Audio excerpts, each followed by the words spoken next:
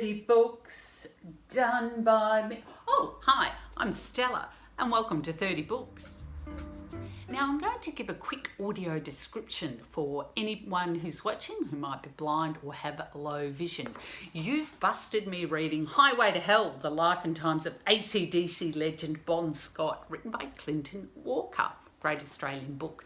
I'm sitting in a light-filled room and there's a jumble of pot plants behind me covered in Christmas tinsel, and there's a stack of books with an old-fashioned telephone on top of it.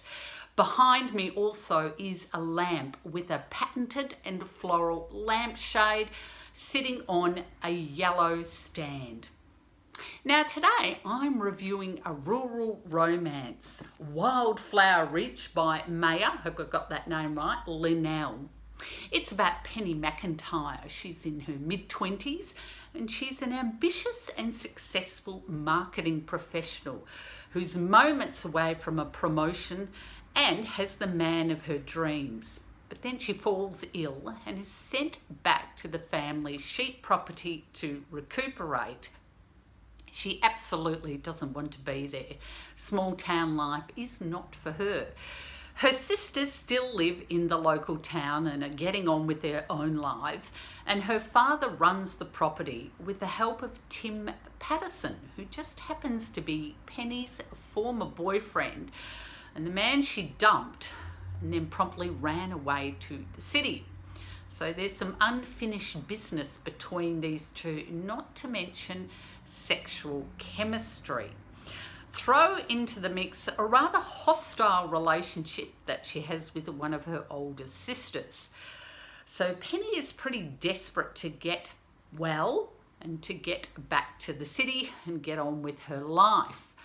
But as she spends more time on the farm, not only does her health improve, but a bit of the old Penny, the girl on the land, sort of comes to the fore.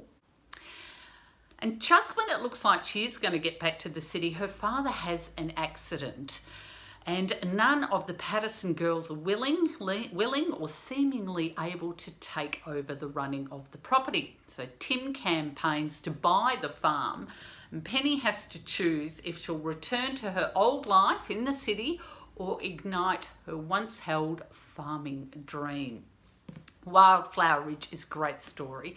When you pick up a rural romance book, if you're a fan and understand the genre, there's certain expectations, and I think that really it's a given that you'll know what the ending is. So the thrill is working out how our heroine Penny is going to get from the position that she's in, where she doesn't want to be, to this particular ending. So the role is to stay within those expectations.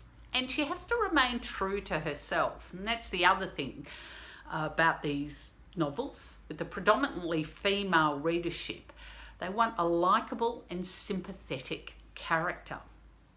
But what was completely surprising about this book was the depiction of disabled people. And there were a number of disabled characters that were characters in their own right.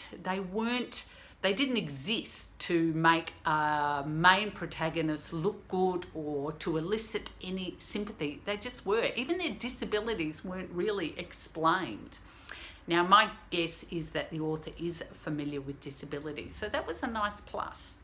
Now, there's also a subplot of domestic violence, so there are some important themes undercurrent in this book. If you love rural romance and romance in general, I think you'll enjoy this great read. And if you've never read a rural romance, give it a whirl.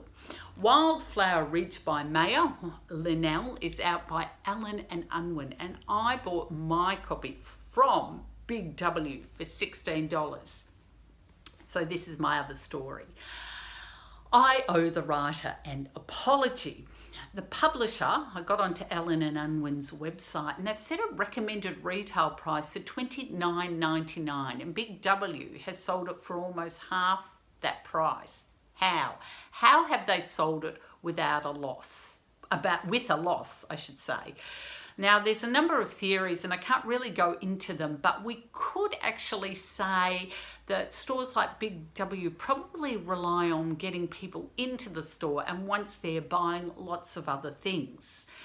Now, however evil as this sounds, I actually did go searching for this book at a number of independent bookstores and it wasn't available. Now, I could have ordered it in, yes. So what we could do is perhaps go to a major multinational store, browse some books, and then order them straight from the publisher or an independent bookstore.